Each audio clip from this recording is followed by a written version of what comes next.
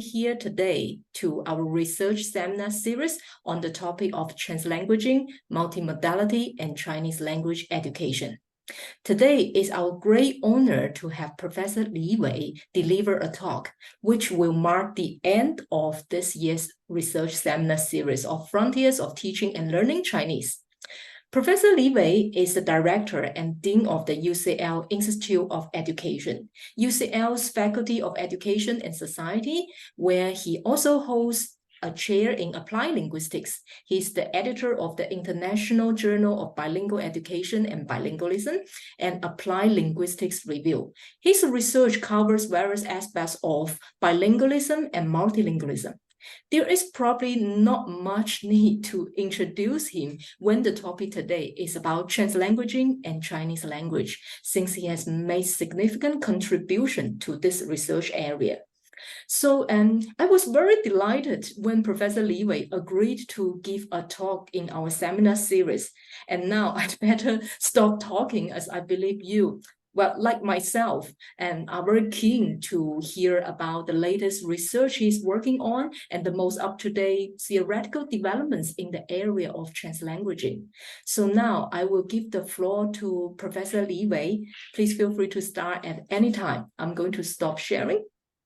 Thank you very much, Dr. Zhang, and good morning, everyone from London. I think we can see people from all over the world, so good morning, afternoon, day, night, greetings. It's a real pleasure to be invited to speak at this forum on the frontiers of teaching Chinese in the global context. I'm sorry that I couldn't take part in an earlier session last month, where several really exciting speakers all spoke at the same time. I gather today is the end of the series. So my talk, let me just try to share my talk. The slides first is both of a generic nature. Okay. On the theoretical aspects of translanguaging and multi-competence, but also I will be looking at an example of self-directed mobile learning of Chinese. So I'm using the case, so it's not specifically about teaching Chinese as such, but I'm using the case of teaching Chinese in the current environment for the 21st century, especially self-directed mobile learning that is on the increase, as an example to really talk about some broader theoretical issues that will apply to language teaching and learning. So again, I want to thank the technical support provided by DCU, especially Irene and others who've been coordinating the event. Thank you very much. So we, of course, know that self-directed mobile learning is on the increase and has been on the increase. And lots of people engage in self-directed mobile learning themselves for some time for a variety of reasons. Now, how does the learner then make sense of the learning resources and strategies, the learning process itself? How do we as analysts make sense of the learner making sense of that learning process? Sorry, there are some spelling mistakes there. These are kind of questions that I'm really interested in, because self-directed learning with mobile devices and through digital platforms is rather different from traditional instructed language learning in the classroom context. You don't have the teacher as such in front of you, giving you specific instructions. You have to take a lot of initiatives yourself. Yeah, so we talk about learner agency, of course, but actually we really need to guide ourselves through a whole maze of resources and information. And we need strategies. We need to make sense of what's available in front of us. We need to make lots of decisions. How do we do that? How do we make sense of that learning process? And what do we do as analysts in terms of analyzing and understanding that process of the learners making sense of the learning process themselves? So I'm going to talk about this through two theoretical concepts or frameworks: multi-competence and translanguaging. Multi-competence was a concept created by my late colleague and dear friend Vivian Cook, and many of you know of his work, very influential work. He was literally a father figure in second language acquisition, the founder of the European Association for Second Language Acquisition, EUROSLA. And the concept emerged in the early 90s based on extensive work in second language acquisition, second language learning in the classroom and beyond. So there's a Wikipedia site, and the top line there is actually his own website, but of course it ceased to be developed because he sadly passed away. Let me see why it's not moving. Yes, and together we actually edited a book on linguistic multi-competence a few years ago. Now, the target of the concept of multi-competence is the monolingual view of the L2 learner. So really, Vivian wanted to move towards a bilingual view of the L2 user. More specifically, he wanted to see L2 learning as a process of becoming bilingual, not another monolingual. I'll say something more about it in a minute. And the L2 learner or learning is, if you look at it from a monolingual perspective, there is always that inherent deficit model compared to a monolingual native speaker.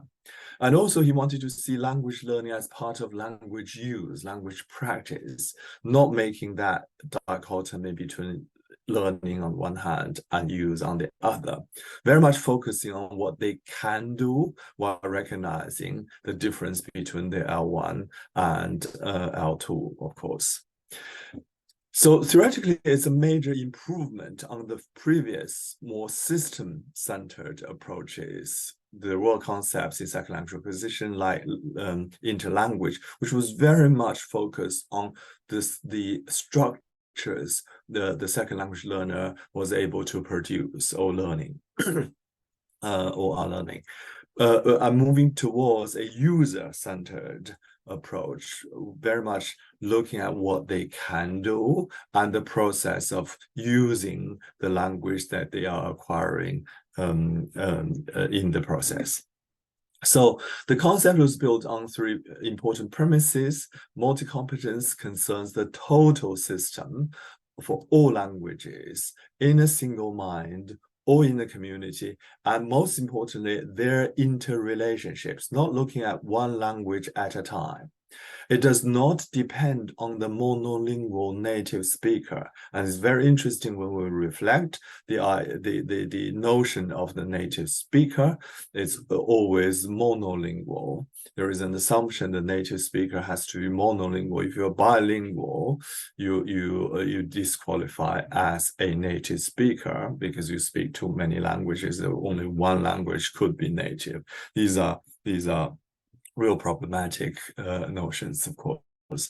Multi-competence also affects the whole mind, that is, all languages and other cognitive and semiotic systems, rather than language alone. And I'll have a lot more to say about that later on. The implications are wide-ranging, not just reconceptualizing what second language acquisition is about, but also looking at research design from a very different perspective. So the focus should be on looking at interactions between the languages, not just one language at a time, not always comparing the L2 with L1. And that would avoid what we've been called the comparative fallacy. Basically, we know by definition L2 is different from L1, and what is the point of doing that comparison unless you are really only interested in the deficit view of the L2 learner. And also bringing other cognitive and semiotic systems, not just naturally defined linguistic systems, into the discussion and into the research design. It's really important to remind ourselves the purpose of learning a second or foreign or additional language. It is to become bilingual, to achieve bilingualism and even multilingualism, not to replace L1. It is an impossibility. We will not be able to become another monolingual. Yeah, that is really important. Yet the bilingual and the multilingual language users is rarely used as a model in second foreign additional language teaching. And that is a peculiar kind of situation.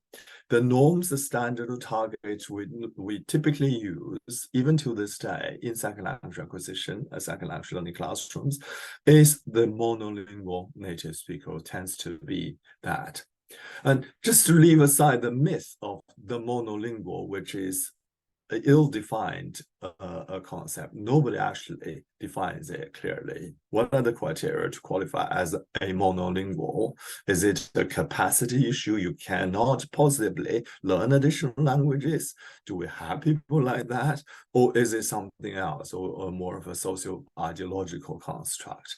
But leaving that aside, a second foreign or additional language learner, by definition, can never be another native speaking monolingual in the target language. It's as simple as that. But this connection between language teaching and learning on one hand and the vast amount of research on bilingualism and multilingualism is really, really concerning. And this is where our work, Vivian Cook's work, and my work connected, because I don't typically work on second language acquisition. I work on bilingualism and multilingualism. There is a myth, of course, bilinguals are perfect, balanced language users with full proficiencies in all their languages. Actually, no one can learn the entire language system, whether it is first or second or foreign. Yeah, we don't know everything about the entire language system, even if it's our first language. Yeah, we simply don't know that, and that's why language learning is a lifelong learning process. We're always learning new ways of using the language, and it's the usage that is of particular importance here. In terms of the bilingual knowledge, what we know about bilinguals and multilinguals, they rarely have equal proficiencies in all their languages they know or use, even for the so-called spontaneous bilinguals, people who are exposed and develop a bilinguality from birth. Bilinguals and multilinguals rarely use all their languages equally in all contexts to equal level. Knowing which language to use to whom and when is an integral part of being bilingual, and that is what bilinguals are really, really good at. They're good at language selection. They're good at managing between the different languages and managing the interactions, the relationships between the languages. Bilinguals and multilinguals move between what François Grosjean called language modes. I want to explain. For example, we're here mostly bilinguals and even multilinguals. At the moment, we're operating in a monolingual mode, but we can, of course, move to a bilingual mode at any time for specific reasons, for specific effects. And even when we are in a monolingual mode, as we are right now, the other languages we know absolutely have an impact on the way we perceive and process the information and if we want to output, it will affect us as well.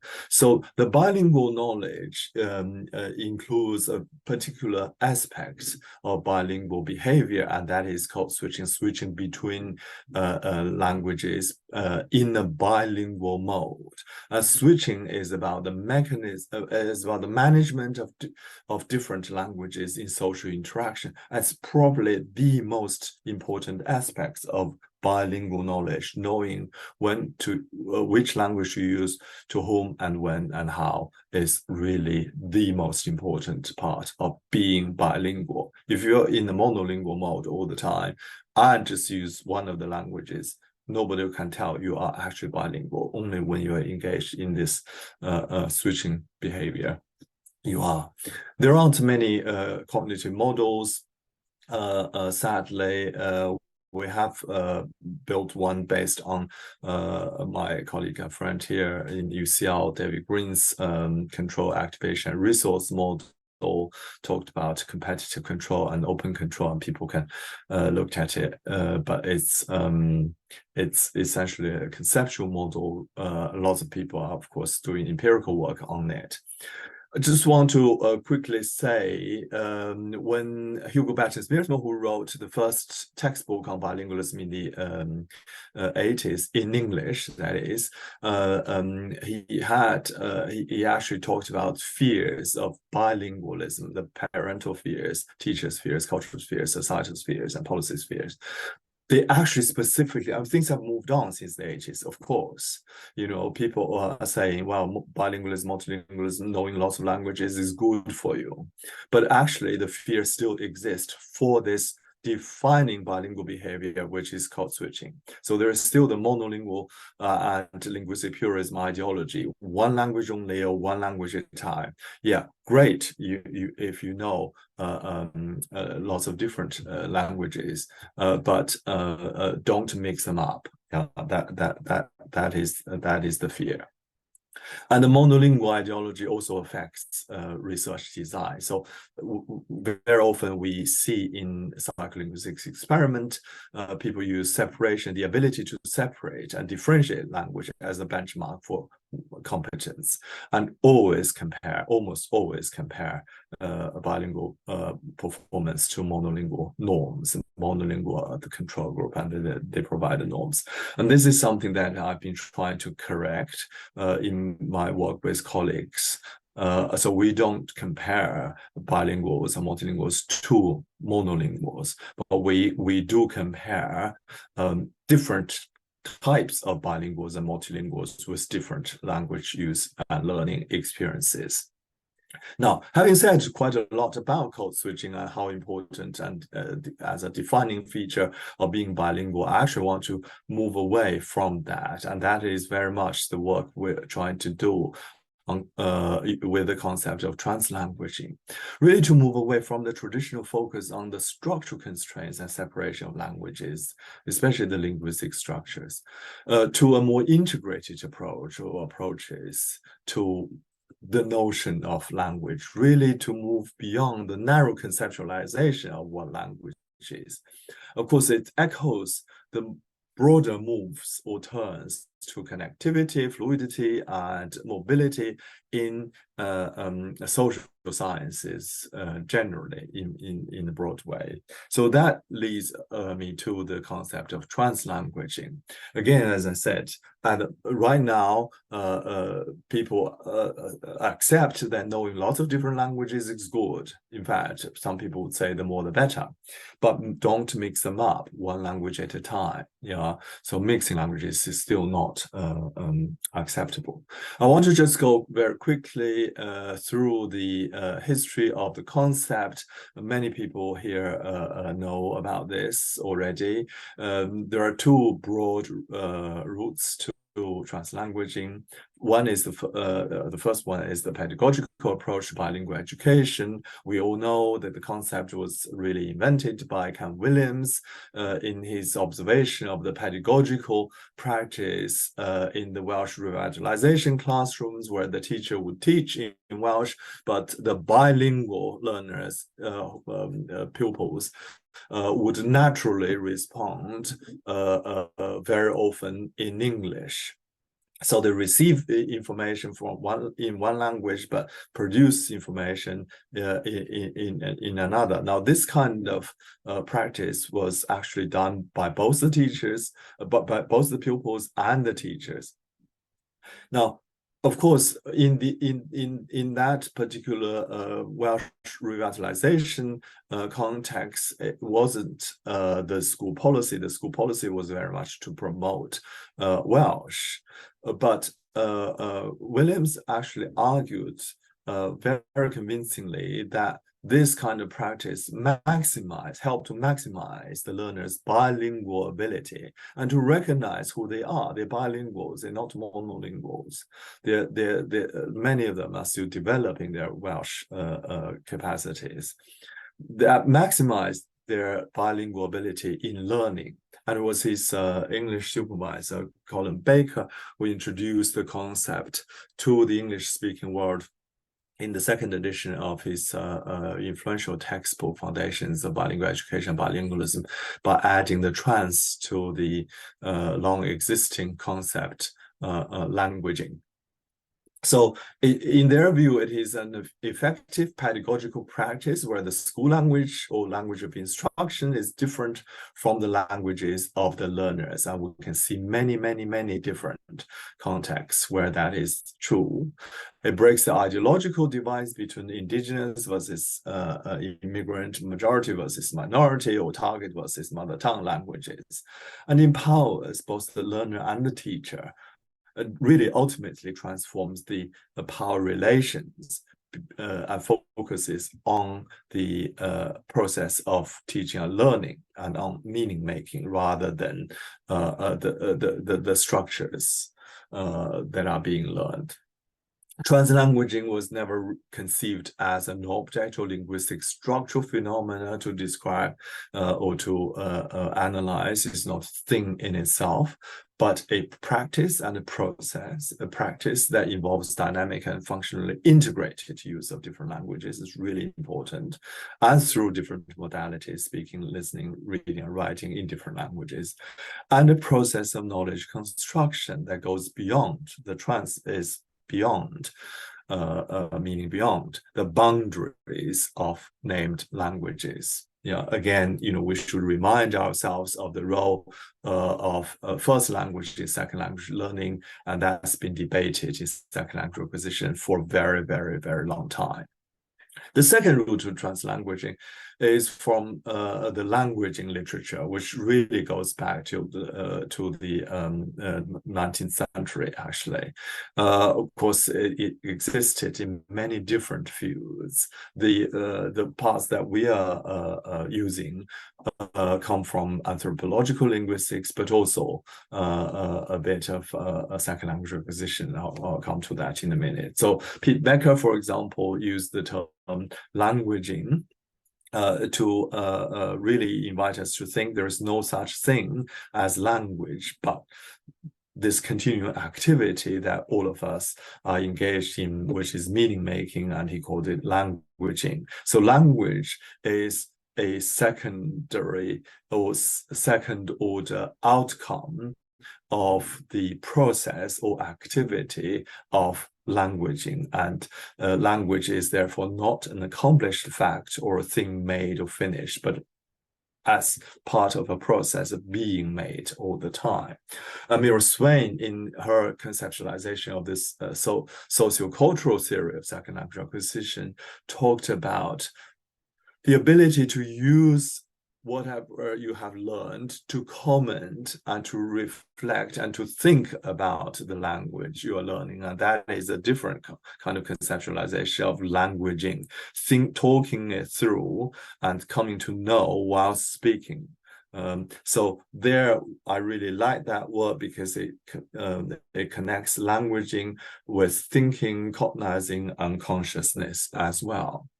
So the questions we want to ask through translanguaging is, how is the thinking process affected by simultaneous use of multiple languages. Which language are they thinking in, if they're mixing and switching between all the time? Perhaps that's not the right question to ask. We need to ask some other questions. And also want to go beyond advanced second language learners that Miro Swain typically was looking at. And we want to capture their thinking it through in multiple languages, however incomplete or truncated their knowledge of individual languages may be. We said earlier, multilinguals don't have equal proficiencies and they don't need to in all their languages. How do they then talk it through in these multiple languages? I really want to, go linking it to the multi-competence level, the concept, the entirety of learners' linguistic repertoire, rather than knowledge of specific structures of specific languages separately. Now, I won't go through this, but the concept of languaging is very popular in distributed cognition and distributed languages associated with these two key journals. Again, there are many different definitions of languaging. It is an assemblage of diverse material, biological, semiotic, and cognitive properties and capacities which languaging agents, that is us, orchestrate. Orchestrate is a really important word and metaphor in real time and across a diversity of time scales. It's like orchestral music. You don't do one instrument at a time. Of course, as listeners to music, we don't listen to one at a time, one instrument at a time. It's the holistic composition that makes the meaning. And they regard language as a second-order construct, the product first-order activity languaging. And human languaging activity is radically heterogeneous and involves the interactions of processes on many different timescales, including neural, bodily, situational, social, and cultural processes and events. There's lots of that. And from that point of view, really the divides between the so-called linguistic, paralinguistic, and extralinguistic dimensions of human communication is nonsensical. You can't make meaning through language alone. When we speak, we always have facial expression, body posture, gesture, and everything else. And of course, these days in digital communication, the spatial arrangement, the color, the font size, and everything else are just as important and actually really meaningful than the words themselves. And the orchestration of the neurobodily worldly skills of languaging is what we really want to focus on. Now, the languaging scholars also have a particular take on language learning. That is, the novice does not acquire language, but they adapt their bodies and brains to the languaging activities that surrounds them. And they participate in cultural worlds that and learn that they can get things done with others in accordance to the culturally promoted norms and values. This is not so different from the language socialization theories of second language acquisition and first language acquisition as well. So it's all very well connected. Now, by adding the trans prefix to languaging, obviously we want to better capture the bilingual, multilingual language users' creative and dynamic practices, but we also want to make further theoretical arguments. I won't go into that because it's all written in my publications. One argument is that multilinguals do not think unilingually, even when we are in the monolingual mode, like right now. The other languages absolutely have an impact on the way we process information. right now. And the other argument we want to make is human beings think beyond language, and thinking actually really requires a whole variety of cognitive, semiotic, and modal resources.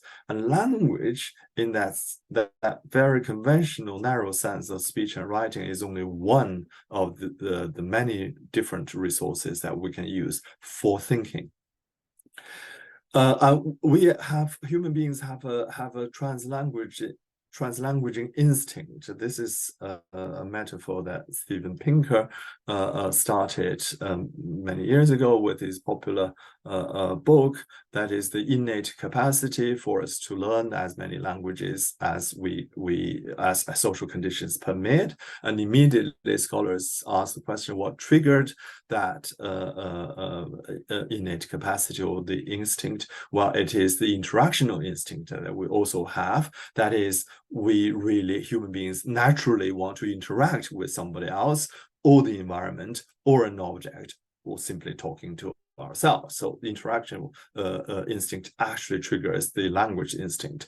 And beyond that, I've been arguing that actually we also have a translanguaging instinct, that is a natural innate drive to go beyond the narrowly defined linguistic cues and transcend the culturally defined language boundaries. So when in communication, everyday communication, especially including the digital, multiple cues are present simultaneously in producing a message. We don't produce message through one channel or one mode. Human beings have a natural instinct to draw on as many different sensory, modal, cognitive, and semiotic resources as available to them to interpret the meaning intentions. Of course, we assess the relative relevance and significance of different cues, but the different cues complement and compensate each other, and we process them in a coordinated manner, not singularly. Just as I mentioned in listening to orchestral music, and in speaking and reading, we also try to coordinate all the different cues and assess which one is more significant and relevant. We are not processing them separately or individually. So I can just go on to the example I want to show you. So I want to show you an example of translanguaging learning in interaction. This is learning Chinese through online platforms. This is a project. It was a doctoral project done by my former student Jennifer Hall, who is a professor in Polytechnic University of Hong Kong now. And it was also jointly supervised by Carrie Jewett and Jeff Bessemer, who are multimodalities specialists rather than language learning or translanguaging specialists. The cases are about online learning, mobile learning, self-directed, informal learning, and is very much focused on the learning of Chinese. I won't go into this, but as I said at the beginning, informal mobile learning is on the increase, is undertaken individually, but it can be done collectively as well. But there is no externally imposed criteria or presence of an institutional authorized instructor, the teacher, as in the conventional kind of sense. The individual can be a teacher in one setting to themselves, and a learner in another, engaging in this kind of self-knowledge exchange. The platform we're looking at is Memrise. I think many of you know it's a multilingual language learning, self-language learning platform. And we are looking at how individual learners of Chinese engage in self-learning via Memrise. Now, the learner, we nicknamed him George, is an Australian. Well, the clip I'm going to show you, early 30s, has been a teacher, has been teaching Chinese, has been teaching English in China for about 8 months at the time of recording, and using Memrise, in addition to one-to-one tuition for spoken Chinese. He wanted to learn the written Chinese through self-directed learning. There are some interviews about his background as a learning strategy. So I'm going to show you the video sample if I can manage this. Can you see the small screen of the video on the screen? No, I Okay, can't see it yet. Okay, I might have to stop sharing this one and then share a different one. Can you see now? Yes. Yeah, okay, let me play this. This is trying to learn the character Huo.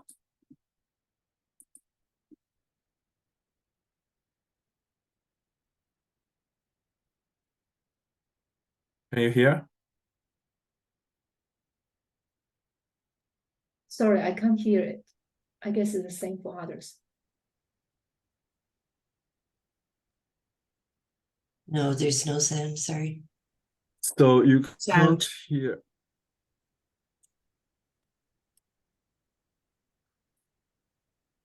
Can you hear now? No, No. no sound.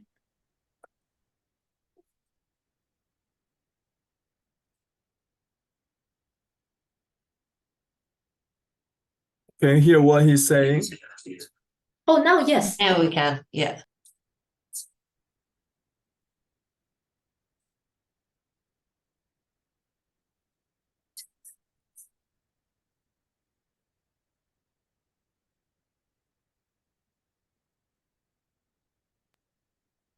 Sorry, no, we can't again.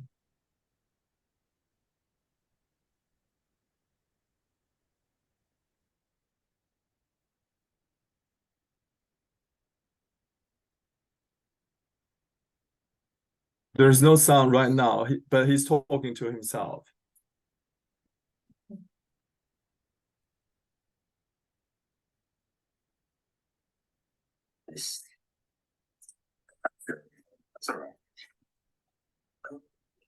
Can you hear him talking?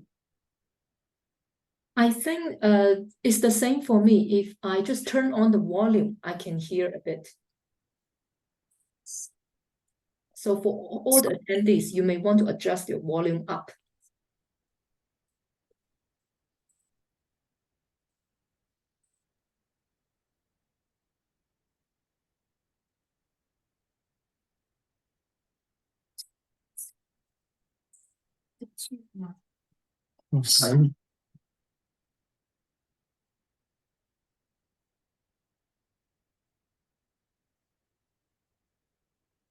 Okay, I think what I'm going to do, I'm actually going to go back to the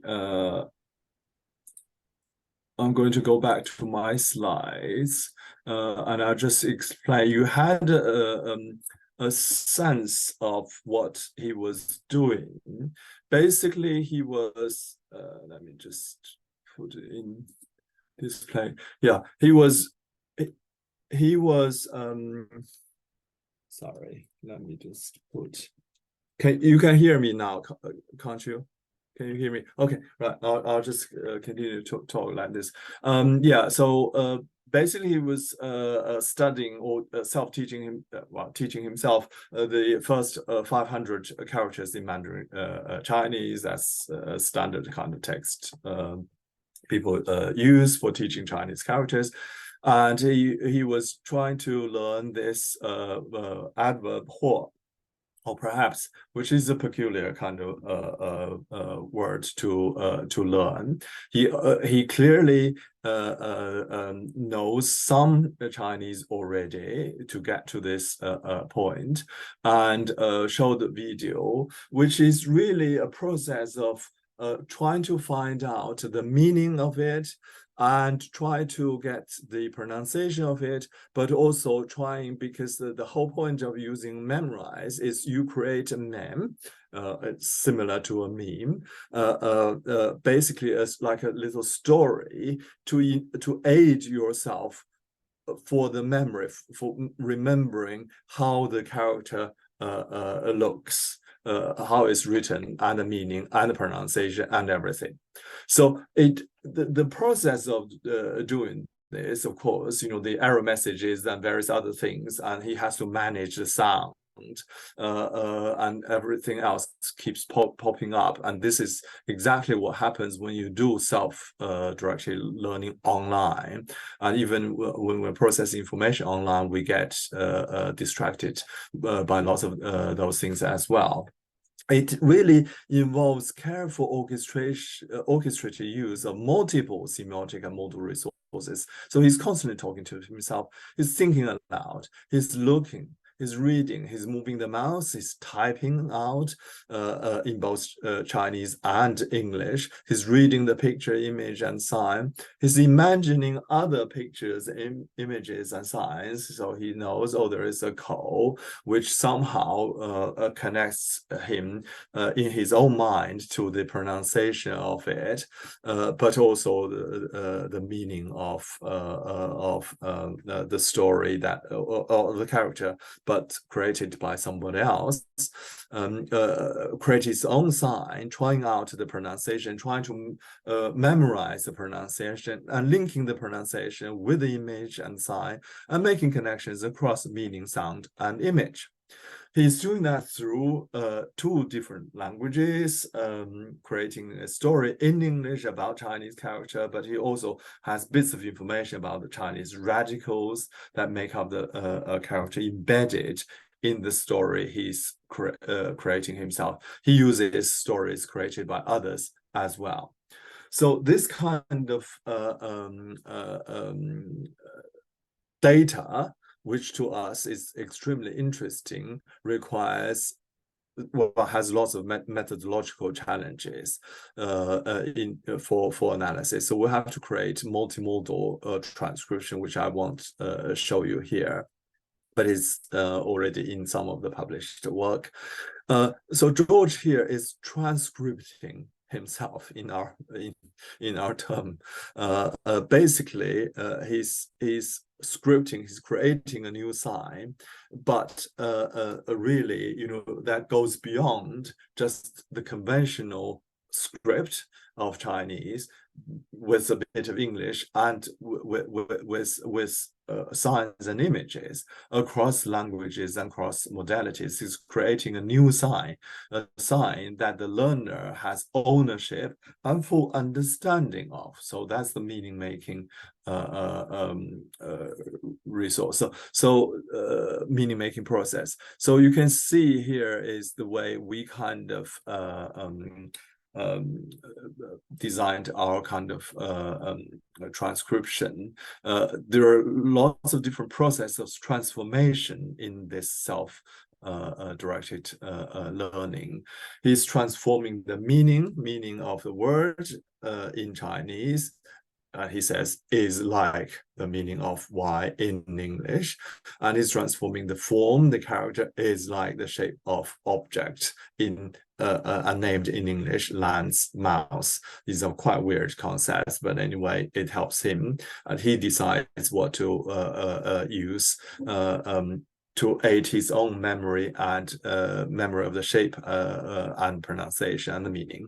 The spoken form is transformed. Pronunciation of the word "huo" is like pronunciation of the other word for fire, capitalizing words which are related to the target character. So that helps him to remember certain aspects of it, and has to include meaning, written form, and spoken form, the pronunciation in the meme that he's creating. So that is how the transformative processes of learning is about. So let me just quickly conclude in the final 5 minutes.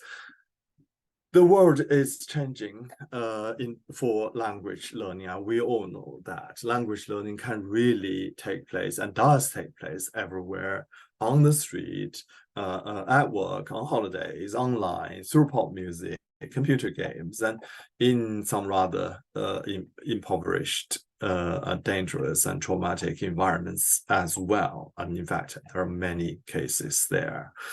And at any time, day and night, in childhood, adulthood, and later life or advanced age.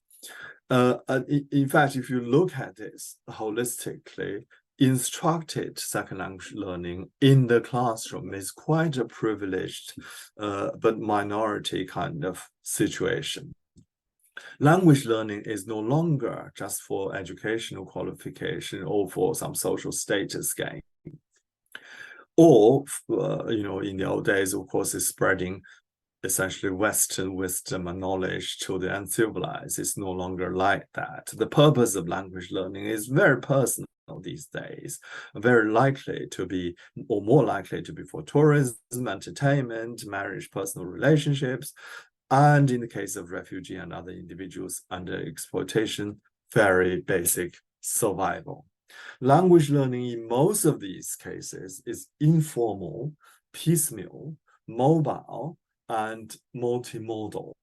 And these are characteristics of language learning in the 21st century, in late modernity. Now, the complexities of informal language learning are not very well understood or researched still at present. There is the multiplexity of resources. No single source of knowledge or information determines the process of learning and the outcome of learning. There are multiple resources. People really have to use their own agency and decision-making power and a bit of creativity to make choices. And that's quite important, and we need a lot more research efforts to be focused on the agency and creativity of the language learner, despite the fact learner agency as a concept has been there for decades. In terms of empirical research in this context, especially self-directed learning with digital platforms, mobile technologies, self-directed, I think it's really lacking. Now, translanguaging and multi-competence as conceptual notions or frameworks really help us to look at this particular aspects of language learning, this particular process and context of language learning, because multi-competence concerns the total system for all languages in a single-minded community and their interrelationships. And translanguaging, in a way, aims to transcend the boundaries between named languages, go slightly further, really focusing on the interactions and how people go beyond these boundaries, as George did in this particular case. Multi-competence does not depend on the monolingual native speaker. I don't see any point of comparing how he learns in this context, in George's case, to how a monolingual speaker might learn the character or any other character or any other aspects of the Chinese language.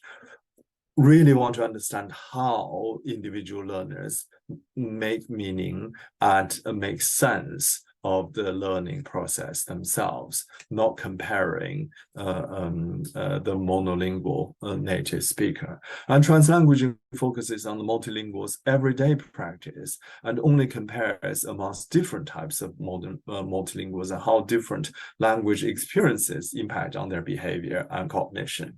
So I didn't go into the interview data with him. We actually looked at 20 different learners, all in different contexts and backgrounds as well. So their own learning experiences and attitudes really impact on the way they choose the platforms, they choose the target, choose the material, and the style of learning or the approach to learning.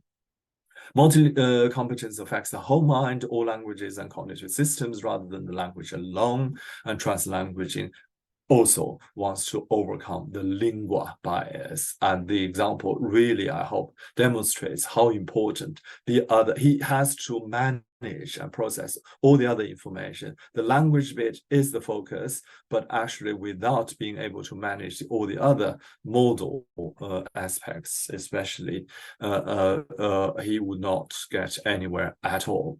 Translanguaging, if you want a definition, is the dynamic process whereby multilingual language users mediate complex social and cognitive activities through strategic deployment of multiple semiotic resources to act, to know, and to be.